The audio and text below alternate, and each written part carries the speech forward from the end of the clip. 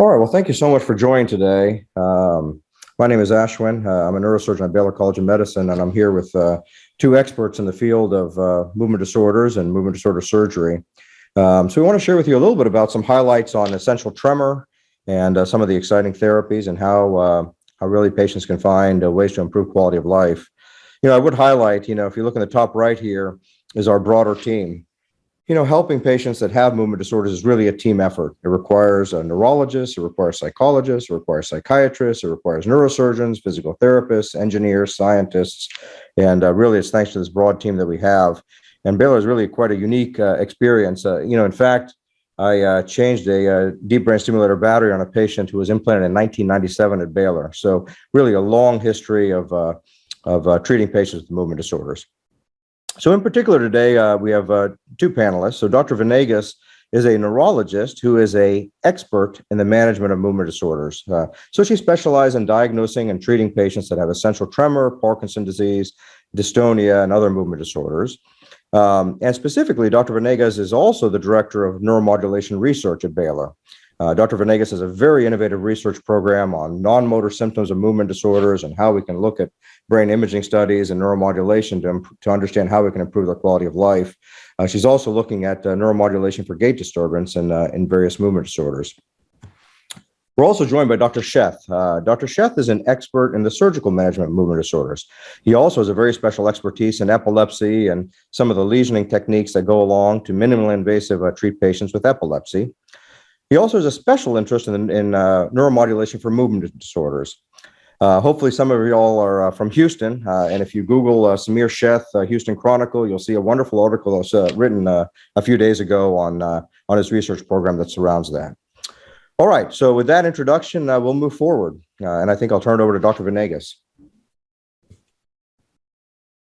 Thank you. Thank you for such a nice introduction, and welcome everyone.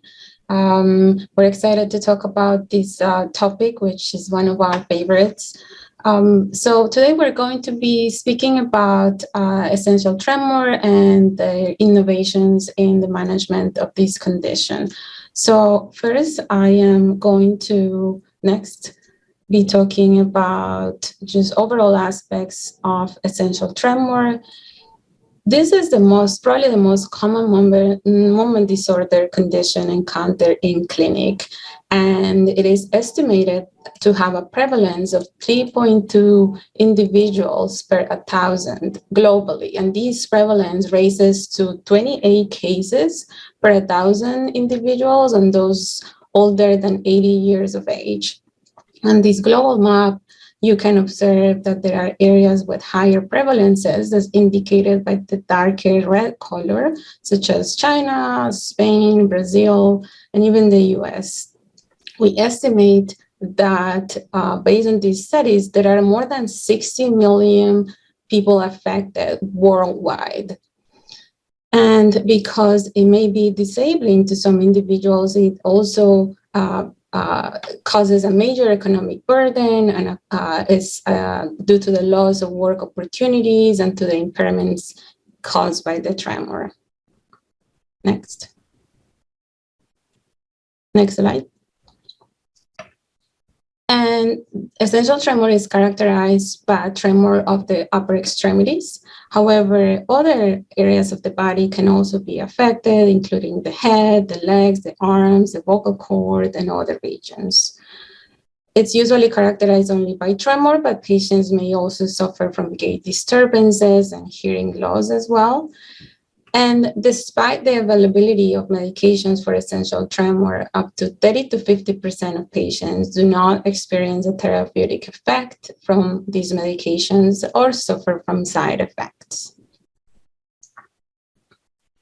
Here in this video, although it's not playing probably at the speed that we will want it to illustrate the tremor, you can see how it may affect different activities of daily living, causing a negative impact on quality of life and the ability to complete so many activities smoothly.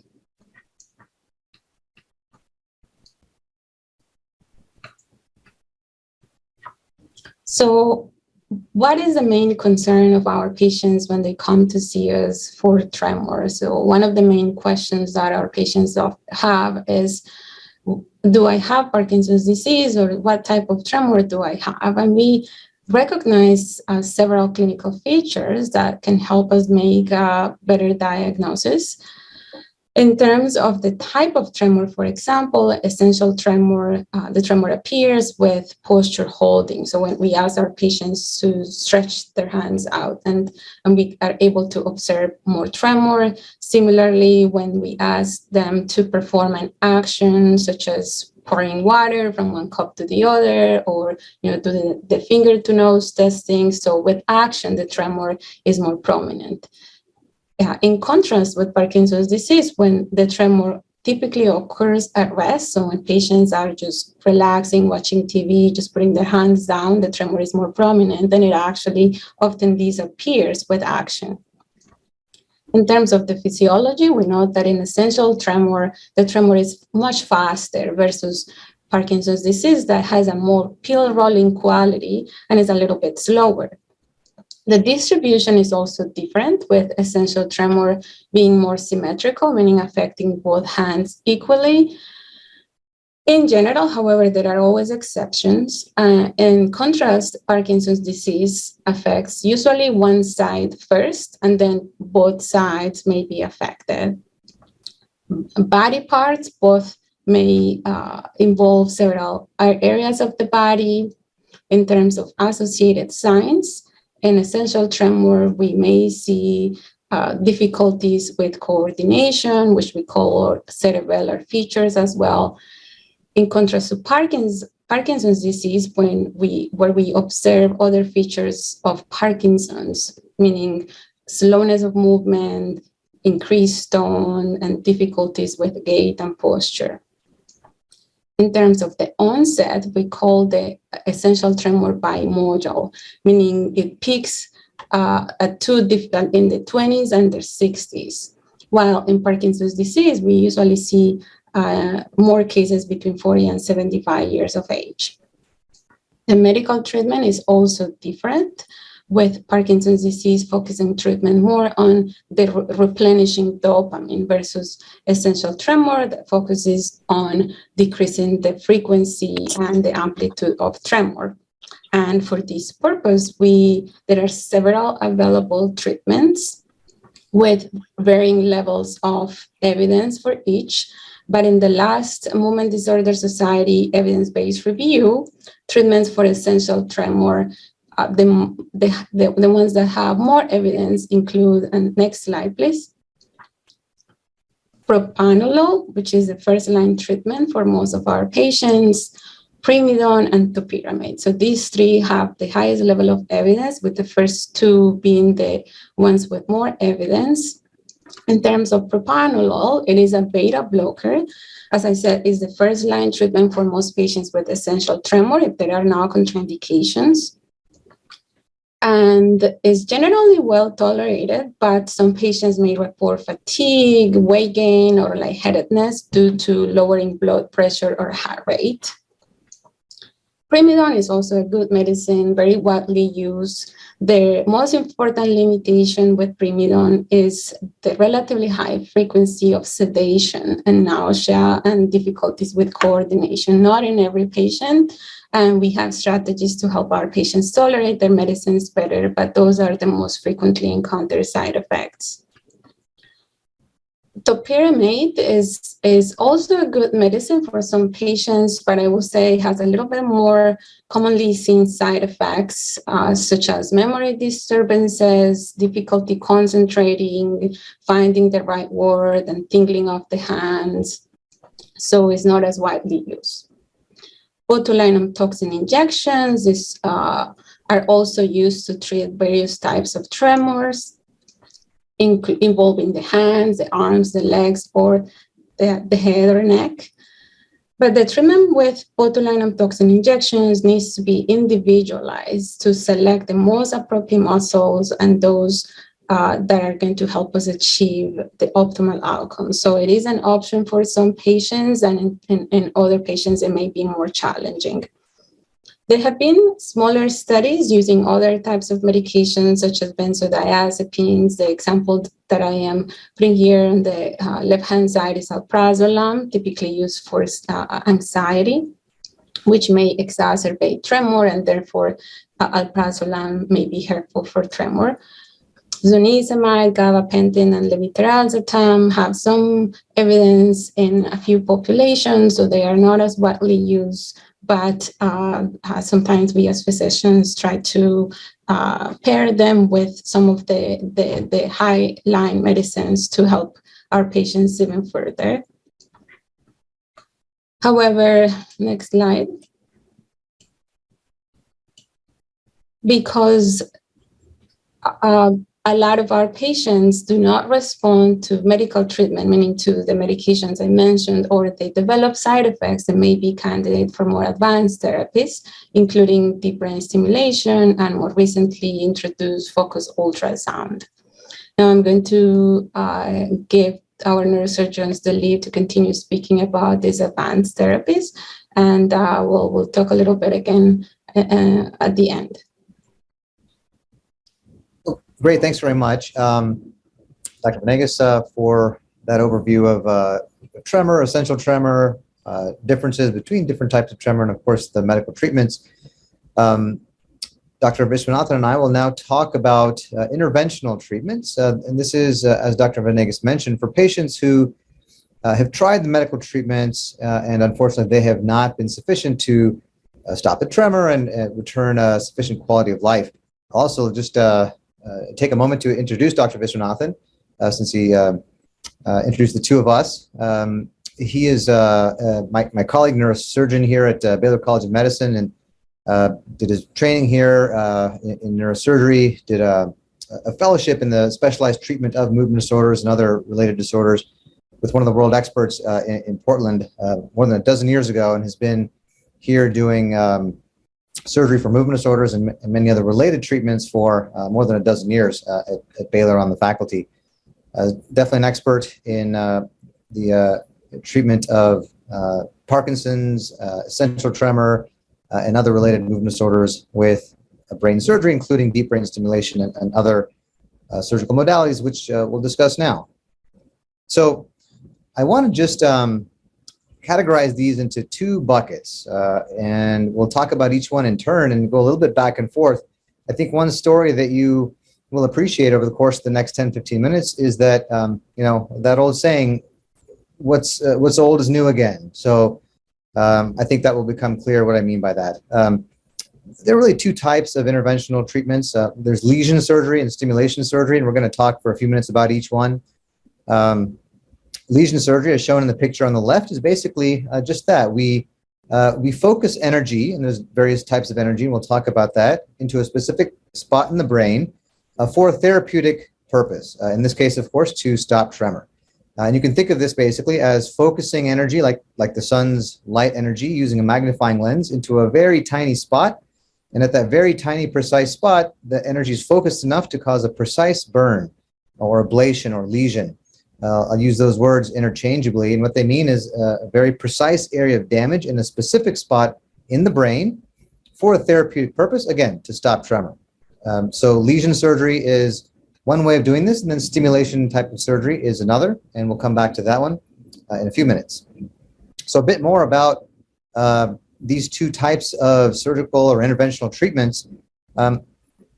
One of the most important things, arguably maybe the most important thing, is exactly where in the brain we are targeting. For many years, for decades now, we've known that different parts of the brain do different things. There's an area that controls our movements. There's an area that has to do with feelings and sensation. There's other areas that have to do with thoughts and emotions and vision. We won't talk about those today, but we'll focus on those that control movements. We're interested, obviously, in movements and tremor. So we're going to focus on this area of the brain here, colored in blue in this little cartoon diagram.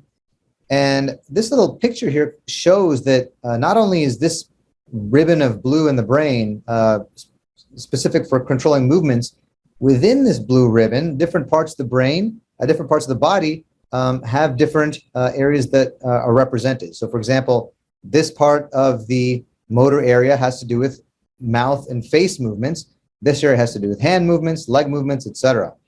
So it's all very specially mapped across the brain. And so we can understand exactly where in the brain to intervene when there's a problem, for example, with hand movements in the case of hand tremor, or voice movements, voice tremor in the case of that kind of problem. Now, these movement areas on the outside surface of the brain are also connected to a very important relay station right in the middle of the brain. This is this green kind of egg-shaped region here. This is called the thalamus. And the terms are not important, but what is important is that this serves as basically a relay station, or you can think of it like a grand central station, where a lot of the areas of the brain that have to do with movements all converge into this one area. And it's sort of like a bottleneck or a crossroads or a relay station. This is an area that we can target with our therapies to precisely control tremor that may be affecting the hand or the head or the voice, etc. This green egg-shaped thalamus is shown here, further subdivided into all its little bitty regions. And so we can choose a specific region, for example, one of those little pink segments, which in real life is about the size of half of one's pinky fingernails. It's a tiny little region deep in the center of the brain that, for example, controls movements. And when it's not working properly, leads to the kind of tremor that we see in essential tremor. So what's common is that both types of surgery, lesion surgery and stimulation surgery, are targeting this specific area in the brain and the thalamus. There's a lot of ways that we have of performing lesion surgery. Decades ago, in the 70s and 80s, this type of surgery was performed by placing a specific thin probe about the size of a spaghetti noodle into that specific part of the brain. It's connected to an electrical system that then heats up the tip of the probe and creates this intentional, tiny, specific area of damage in that part of the brain that's not working properly to reduce the dysfunctional activity that causes the tremor. And by performing that specific and precise lesion, we can dampen the unwanted movements and restore stability and fluidity to our movements. So this particular technique, like I said, was developed in the 70s and 80s and was used very successfully. Many thousands, tens of thousands of patients with essential tremor and Parkinsonian tremor were treated very successfully with this. We can also do this in a less surgical and non-invasive way by focusing beams of X-ray radiation onto that specific spot in the brain.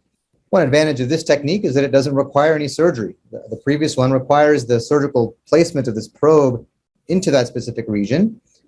This technique, using it's called radiosurgery or gamma knife or cyber knife, these are all terms for the same thing, doesn't require any incision, and we can focus the energy on that specific part of the brain. Again, just like focusing the sun's energy with a magnifying lens and creating a specific, tiny, precise burn in that same area. And we'll come back to this when we talk about focused ultrasound. And this is what the picture looks like. This is an example MRI scan. This little white dot, if you can see my cursor, that white dot there is essentially the precise lesion that's created using one of these techniques. And again, that lesion is exactly in that little pink segment I showed earlier, which controls movements, and then we can treat tremor with a specific lesion in this area. So now I'm going to pass it back to Dr. Vishwanathan and just let him talk about the other part of this, which is stimulation surgery, which again has the same commonality in that we're focusing our efforts in this precise area of the brain, but rather than lesioning it, we're going to stimulate it using a system called deep brain stimulation, which he'll tell you about.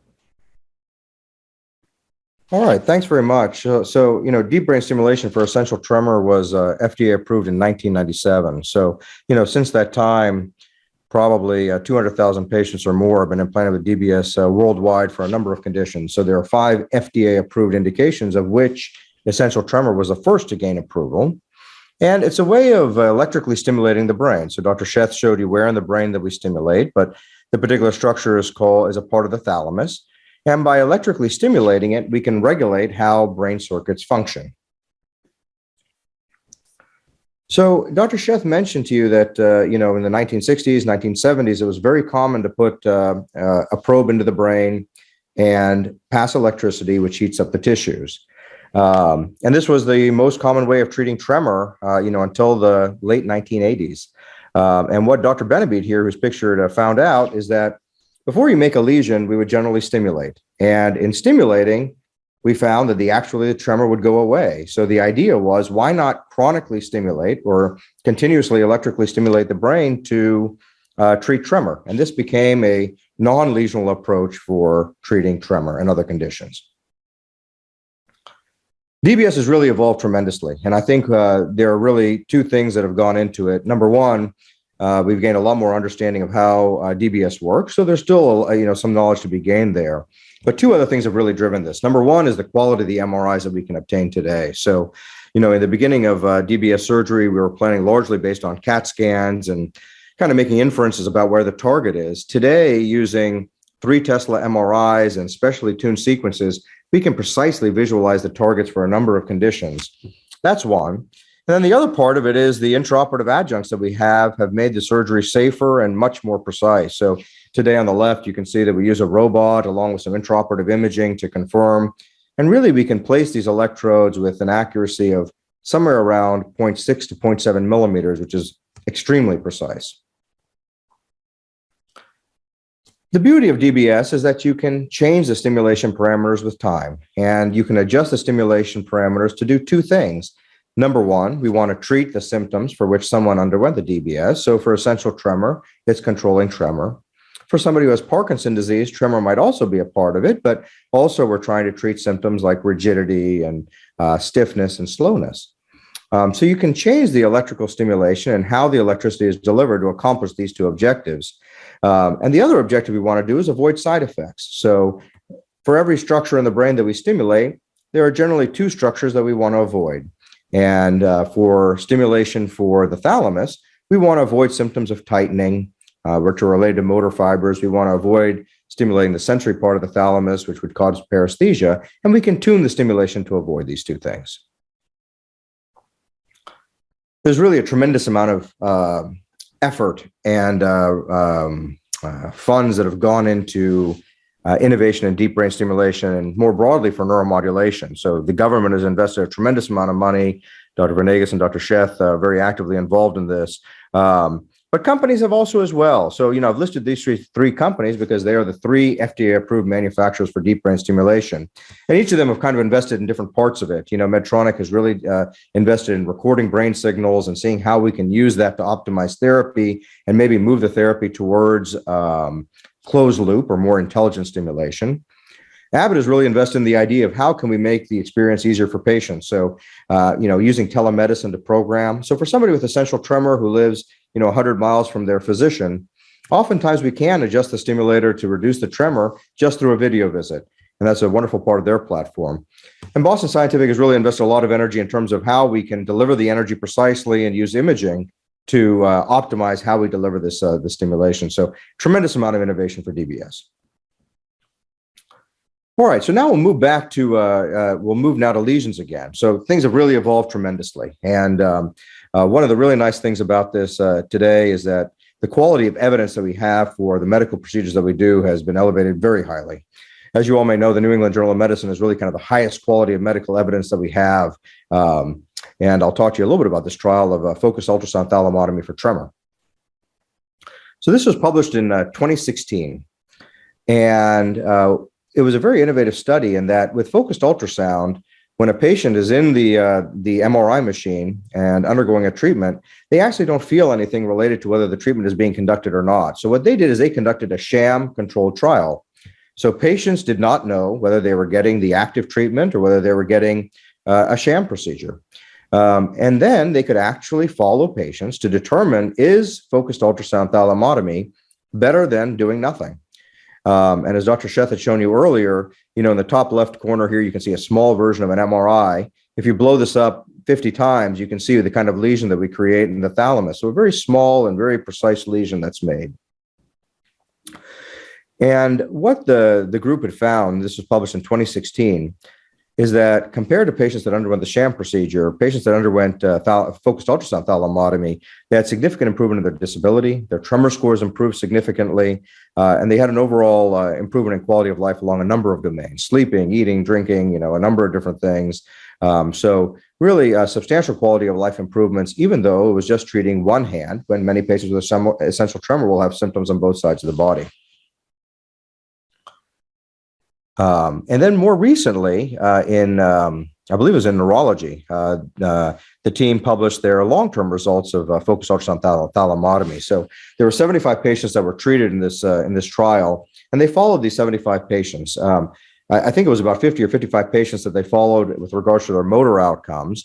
And they found in the long term, patients had tremendous improvements and continued improvements in their postural tremor in particular, their disability scores, and in their hem tremor as well. If you look at the graph on the left, you can see there may be a little bit of increase in recurrence of tremor after 3 years, but still a very significant improvement over where their baseline functionality was. They also very carefully looked at side effects. So this is something that's important when you think about making a controlled lesion. And they were able to follow the side effect profile for all 76 patients who are enrolled in the study. So the things that I think are important to know is that 11 patients, so 11 out of 76 patients, which amounts to about 14%, experienced some degree of tingling or numbness.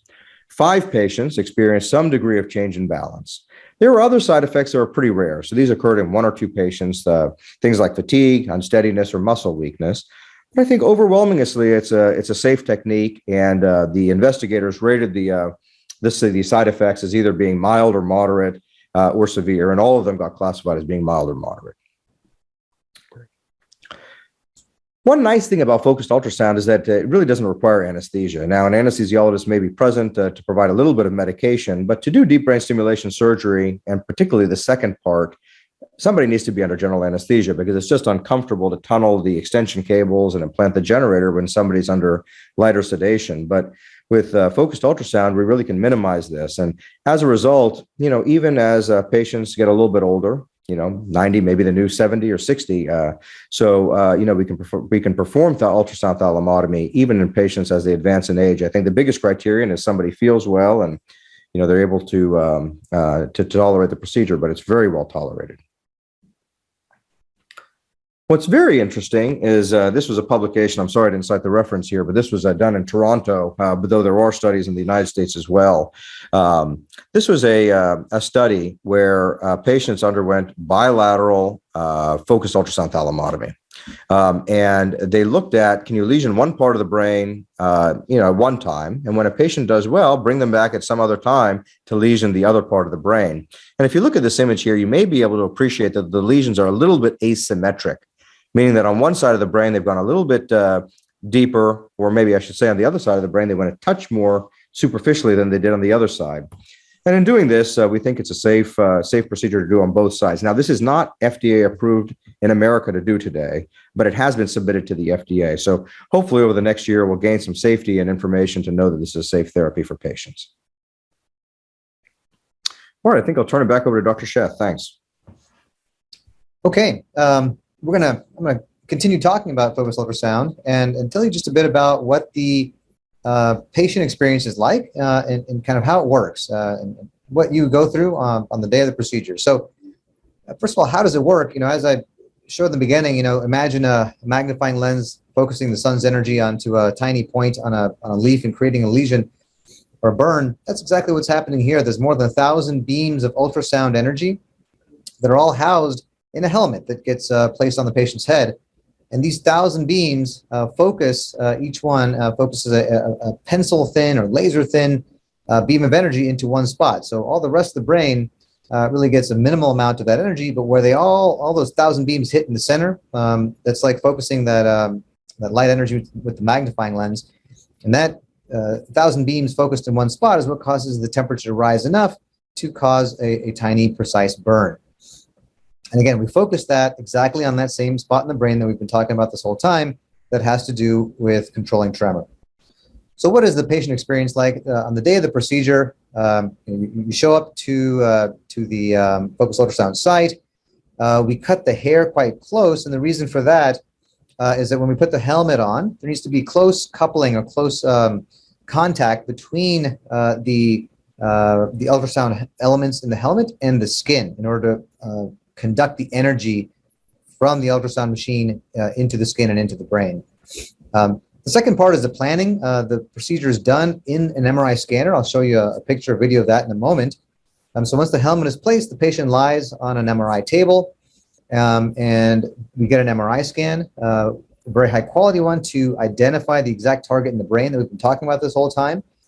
We then start doing some of the targeting and testing ultrasound procedures. We provide a low dose of the ultrasound energy at first, and the patient is typically, as Dr. Vishwanathan said, wide awake during this time. And so we'll have the patient hold up their hand, and perhaps it's shaking. Then we'll do a test ultrasound delivery, and we'll see that the tremor will reduce a little bit, and that'll tell us that we're in the exact right spot.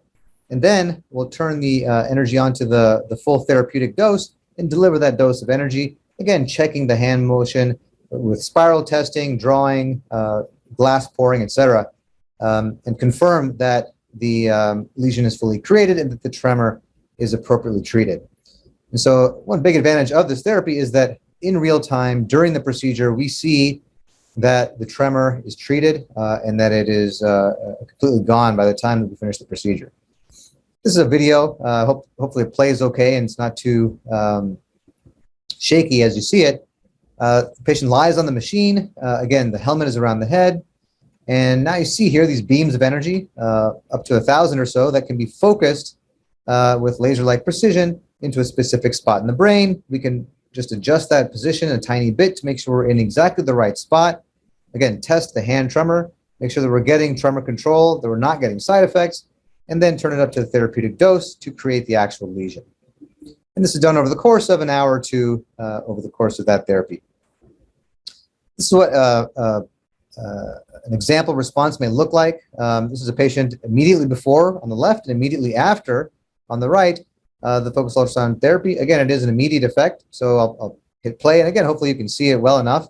But on the left, you can see, of course, the right hand is shaking quite a bit. And that's the hand that's being treated. So we target that area in the brain. And we can see on the right side that the tremor is abolished by the time the therapy is finished. What about insurance? What about insurance coverage for these procedures? It's a very happy thing for all of us and all of our patients that a couple of years ago, full approval was provided by all the Medicare coverage areas within the United States.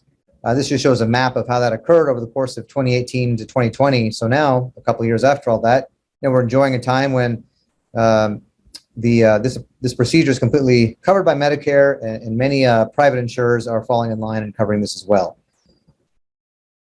So to summarize the benefits of focused ultrasound, essentially this is a therapy that provides immediate and durable tremor relief.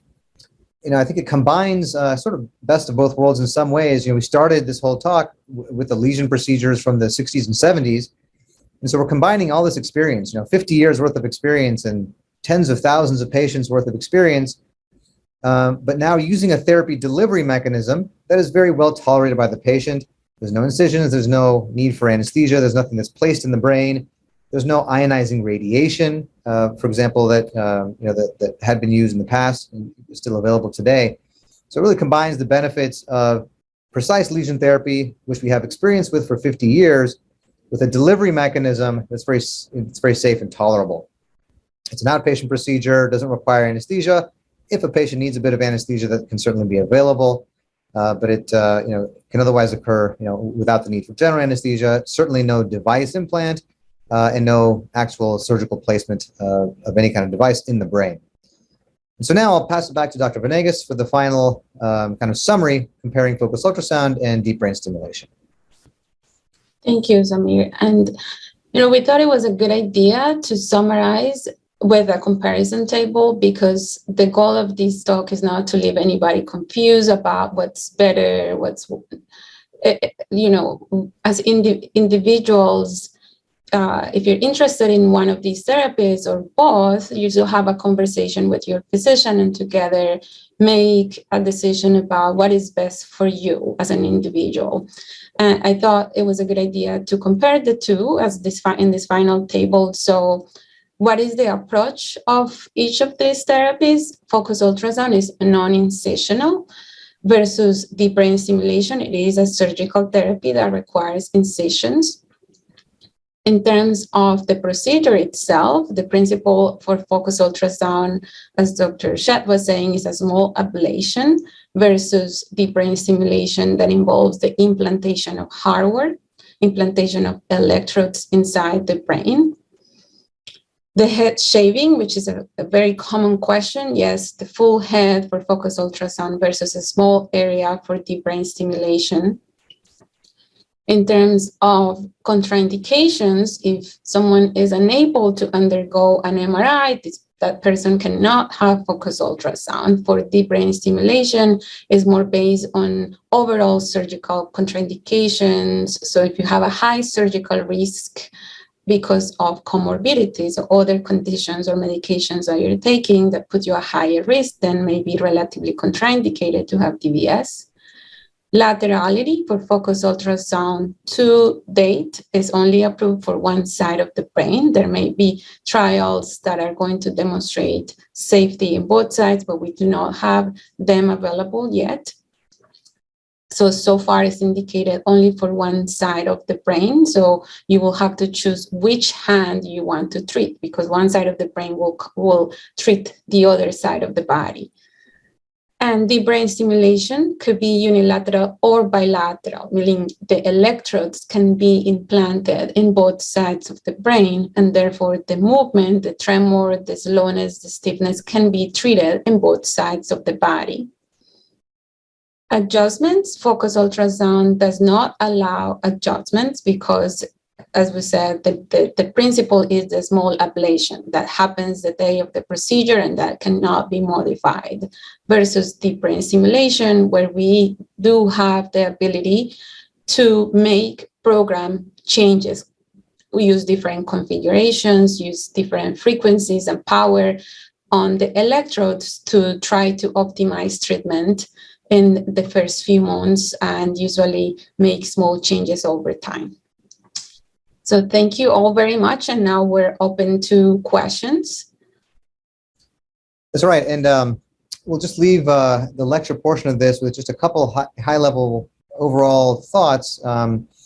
Like Dr. Venegas said, the decision about whether to do any of these procedures, which one is right for you, is very much an individualized discussion that we are happy to have with any of you. And as Dr. Vishwanathan said, there's really a team of clinicians and therapists, neuropsychologists, neurologists, neurosurgeons, et cetera, that we have at your disposal to help you make that decision with yourself, with your family, friends, loved ones, and want to emphasize the multidisciplinarity and experience that the team has in order to help you make that decision and make the best choice for your own quality of life.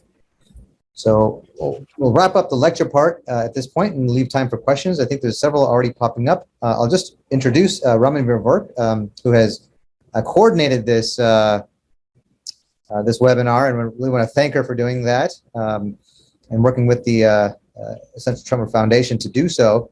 She's our clinic manager in the neurosurgery neurology clinic at Baylor College of Medicine, and she's going to help us in a moderating way get through some of your questions. Thank you for the introduction, Dr. Shed. So what I'm going to be doing is we did receive several questions via email and then also through the chat. We'll start with the chat because we did try to address as many as possible through the email. The first question we had was regarding some of the slides. We will do our very best to send the slides out. There will also be a recording of the webinar that we'll be sending out. So please stay tuned. Now, we do have the question, how serious does my condition need to be to justify treatment? And how do you measure severity of condition? That is a great question. This is, so there is no cutoff. There is not a scale that we say, if you have a score of more than 20, you could have these, or less than 20, you're not going to be a candidate. No, that is a decision that has multiple factors. So the first one for me as a physician will be, how much is the tremor interfering with your daily activities? How much does it bother you and decreases your quality of life? Because just having a diagnosis is not an indication. The tremor could be severe, but if you're able to manage and do not have a job that requires a lot of use of the hands, then probably the surgery is not such a pressing, there is not such a pressing need for the procedure. So it depends. It depends on, again, how the tremor is impacting your quality of life. Of course, if the tremor is more severe, there is more opportunity to help you, because we will have a larger impact on the signs and the physical exam. So it's a decision that is made with the multidisciplinary team. Thank you. The next question we had was, is there any treatment for head tremor specifically? Sorry, go ahead. No, Ashwin, please go ahead. What I was going to share is, I think head tremor is probably a little bit more difficult to treat than tremor in the arm. I would say that probably treating head tremor, which is a midline structure, obviously, requires some intervention to be done on both sides of the brain. So deep brain stimulation is one way to do that. By adjusting the location of the electrodes a little bit, we probably can preferentially treat head tremor well. I think experience will need to be gained to know how much an impact focused ultrasound can have on head tremor. But at least with the knowledge we have today, I would say deep brain stimulation may be the better treatment option for that particular condition. Great, thank you. We have an attendee asking, what is the difference of being diagnosed with essential tremor versus dystonia? So both are movement disorders. So they are describing a phenomenology. So how is dystonia refers to the co-contraction of agonist and antagonist muscles, and this causes an abnormal posture of either the head, the extremity, the torso. So this is just describing phenomenology. And sometimes we see a combination of dystonia and tremor, especially in the head and the hands. So sometimes they are phenomena that occur together. And for the case of deep brain stimulation is also indicated for dystonia. So we often discuss what is the most appropriate target, depending on which of the two, the dystonia or the tremor, are more prominent. But I will say, don't get confused by those terms. They are just describing what is occurring in terms of the movement abnormalities. Thank you. For our neurosurgeons here, are both procedures permanent? Yeah, that's a great question.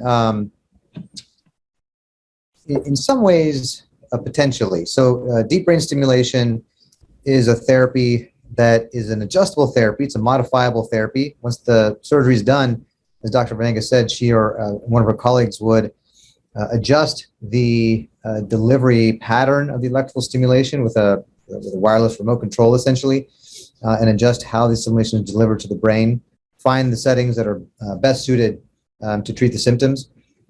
It is a reversible therapy, so in the worst case, if it's not helping at all, it could be removed. It requires a surgery to remove it, but that certainly can be done. So in that way, it's designed to be there indefinitely as long as it's helping.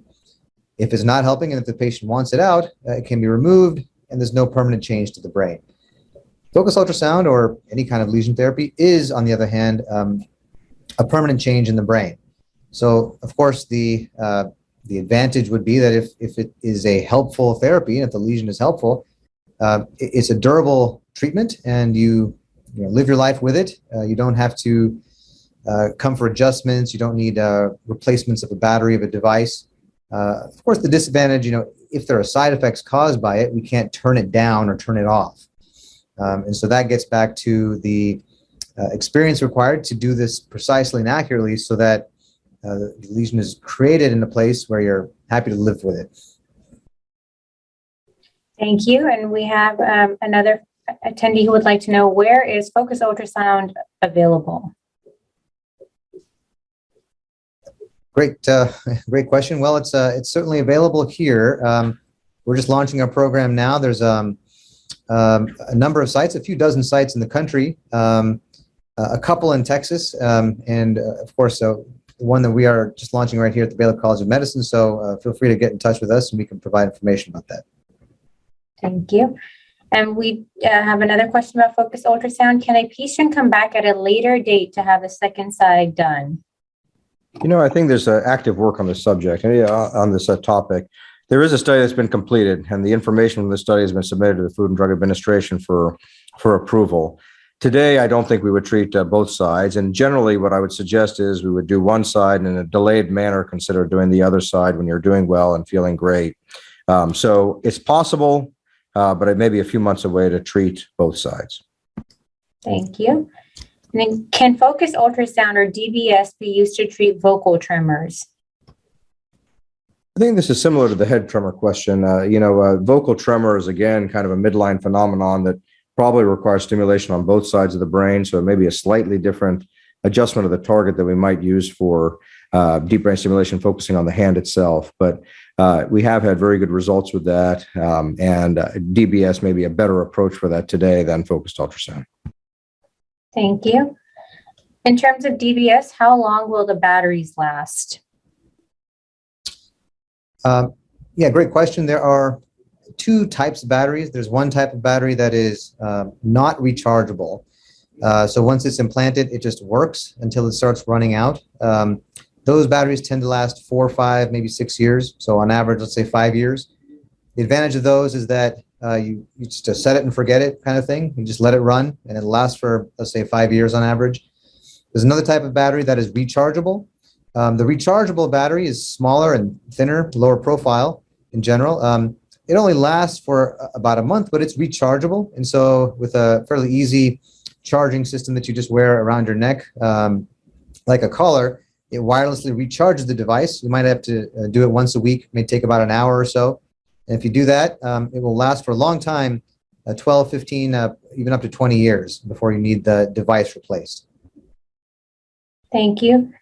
Dr. Venegas, after having the procedures, do most patients continue with medications? I will say it's about 50-50. A lot of patients are able to stop their medicines, but also there is a proportion of patients that continue to take a small amount. I will say we're able to reduce the amount of medicine significantly in almost everybody with essential tremor. Great, thank you. And then again, for the surgical team, how safe are both of the procedures?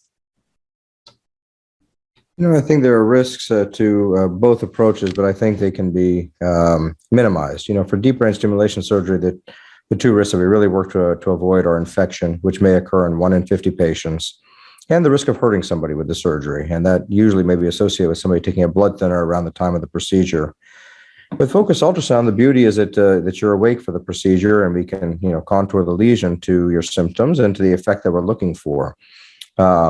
Now, there are some risks. So I shared with you what some of the side effects of the procedure can be, numbness or tingling, particularly in the hand. That happens in the longer term, maybe in 10 to 14% of patients.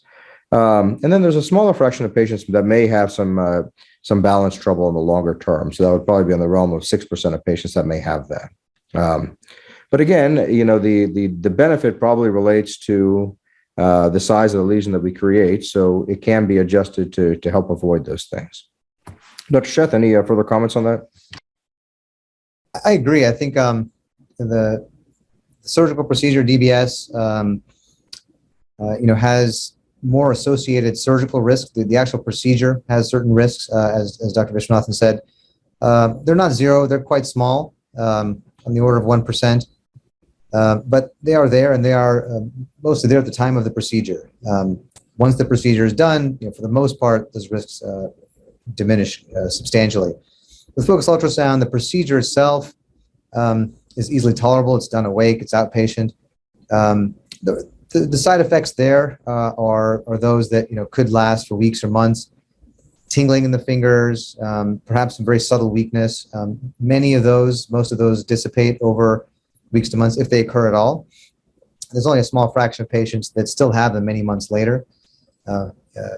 Overall, even those that do have a little bit of tingling 6 months later say that the tremor control is perhaps worth it. So it's a different profile. So not that either of them are risk-free. Maybe nothing we do in life is risk-free. So this is a great discussion to have with one of us, for example, or your neurosurgical team to help you navigate that choice.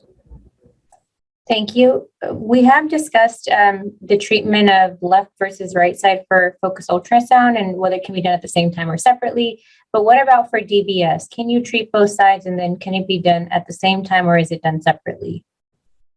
Our program generally for patients that have bilateral symptoms will do DBS on both sides of the brain at the same time. If somebody has, some cognitive impairment or they have, fairly significant degree of memory loss, it's probably wise to maybe do one side and then consider doing the other side in a delayed manner. But it can be safe for the majority of patients to do it at the same time. Great, thank you. The next question we have is, have you experienced different results on patients who exhibited symptoms from birth or a very young age versus someone whose symptoms started later in life? So birth onset versus later in life onset for essential tremor. And then this is specifically in reference to focus ultrasound and DBS. So we see a good response both in earlier and later onset. Of course, the tremor continues to slowly increase, and we may need to adjust the DBS settings, at least in terms of DBS. And so DBS, at least, and focus ultrasound are helpful for various types of tremor. So I think it's just more the principle of the movement that is being treated than the type of how the disorder started, if it was early, late, or what was the cause. Great. Thank I would just add a brief thing, which is that if someone qualifies, meaning they've tried the right medications, et cetera, there's some evidence that there's quite a bit of evidence that doing so earlier in the course of the disorder that can be beneficial, mostly because you're enjoying that benefit earlier in your life. So it's not that you have to wait till a certain age or a certain number of years have passed. Once you meet the criteria in terms of having tried other treatments and otherwise, being a candidate for the procedure, you should be able to enjoy that benefit at that time. Great. We have another question here. Is a test required to confirm essential tremor versus Parkinson's disease, such as a DAT scan? We do not typically require DAT scan for the diagnosis of essential tremor or even Parkinson's disease. The diagnoses are made clinically. Sometimes, if we have doubts, we recur to diagnostic help, such as a DAT scan, but not commonly. Thank you. And Dr. Benegas, at what point do you consider a procedure versus medication for a patient?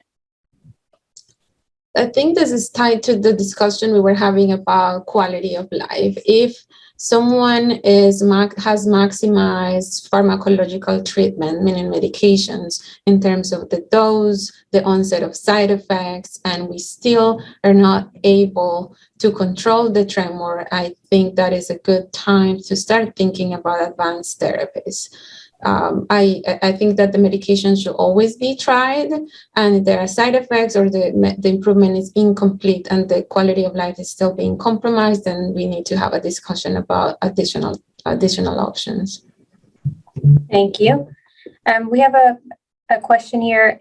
Are we familiar with implanting neuromodulation in the spine, so a spinal cord stimulator, as opposed to the brain, DBS, to reduce tremor and improve functionality?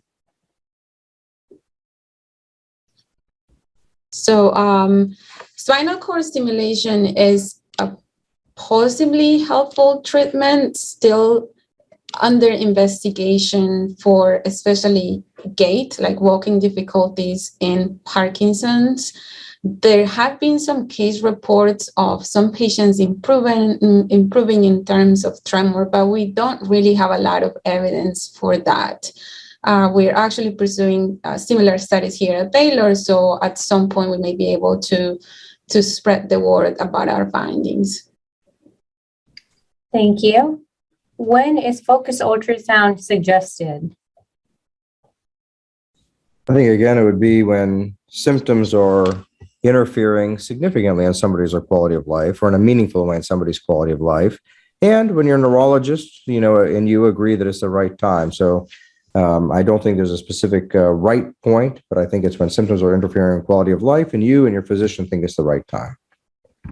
Thank you.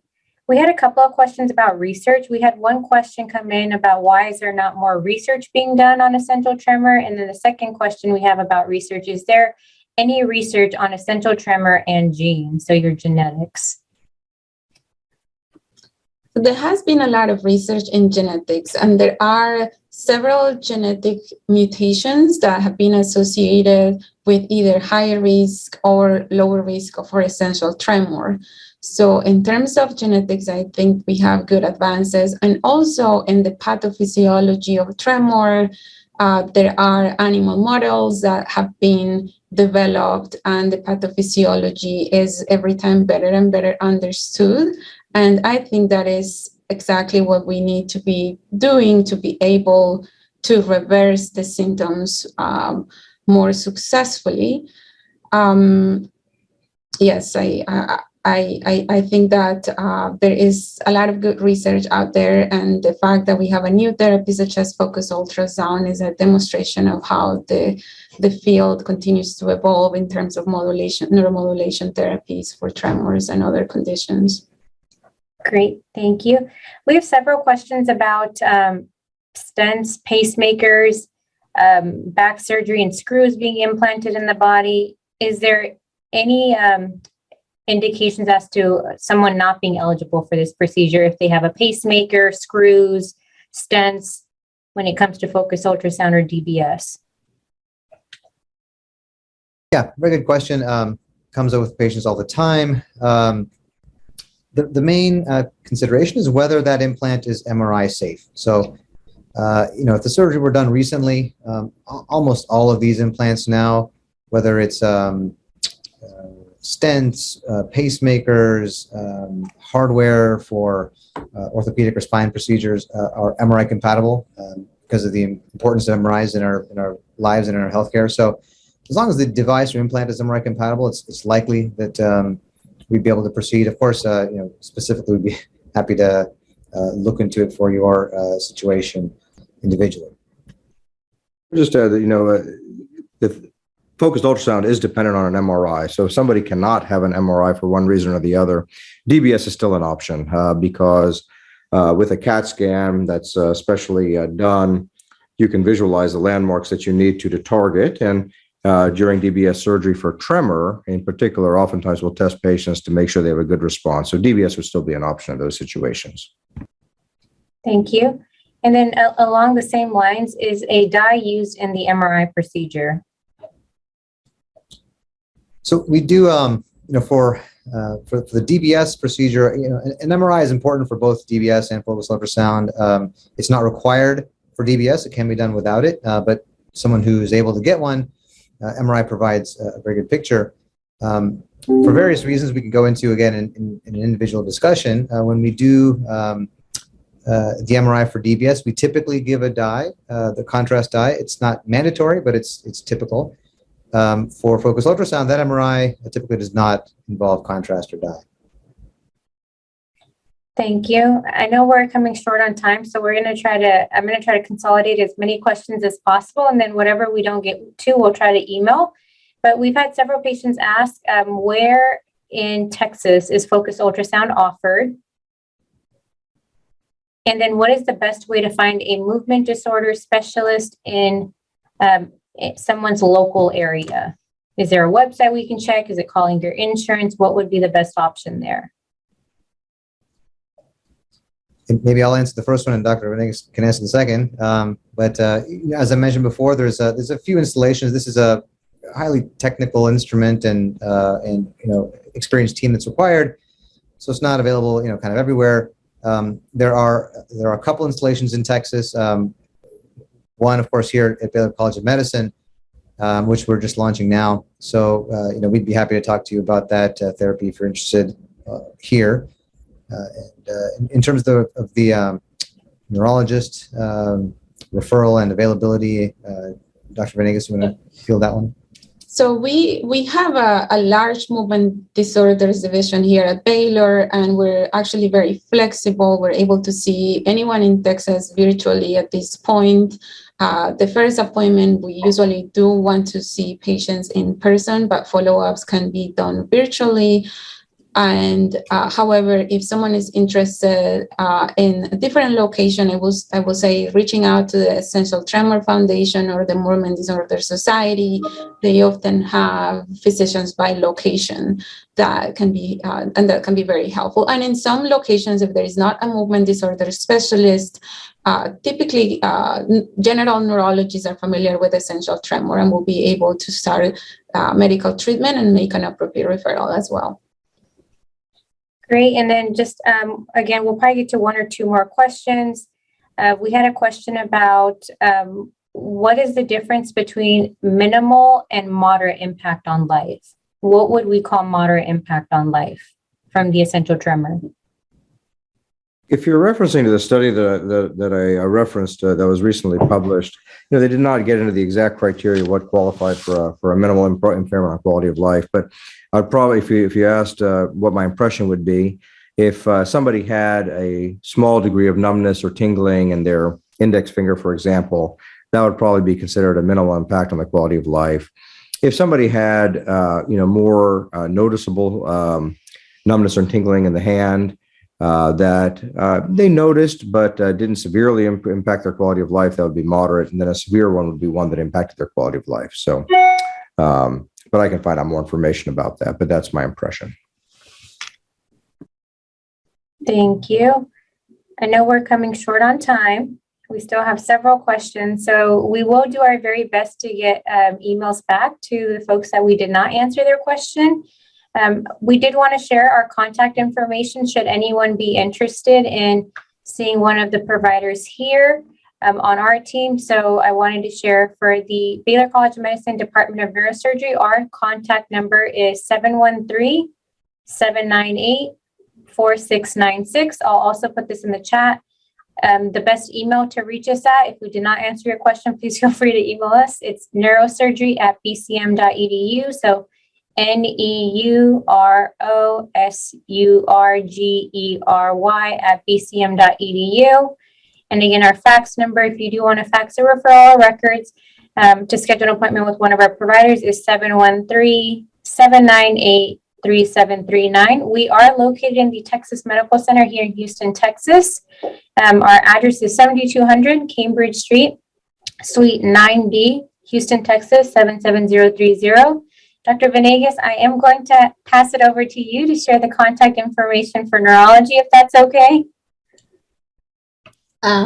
Sure. It is 713-798-6650. That is our phone number for appointments. Perfect. So what I'm going to do is I'm going to type in the phone number for neurosurgery as well. So neurosurgery is again 713-798-4696. We have a phone number for neurology there. Please do not hesitate to reach out to us. We're here to help. We do accept most major insurances. Just going to throw that out there as well in case anyone's interested. But we really do hope today was helpful. I'm going to turn it back over to the expert team of providers for any closing remarks. And then again, we will try to get back to everyone whose questions we did not answer. So please do send us your questions if you have them, if we did not get to them. I also just shared the webpage for our movement disorders division, which will have more information about conditions, treatments, and referral process. Agree. And, I thank you all for your attention. I would just highlight, some of the questions on the chat were wonderful, but they are nuanced. So, if you would like to chat, we would be happy to chat anytime. We will try to answer them by email, as Ramanveer mentioned. But, we could always do, a telemedicine visit if you live in Texas. And we're happy to help you in any way and address your concerns and help your symptoms. Thanks very much for attending. Have a great day and feel free to contact us with any more questions.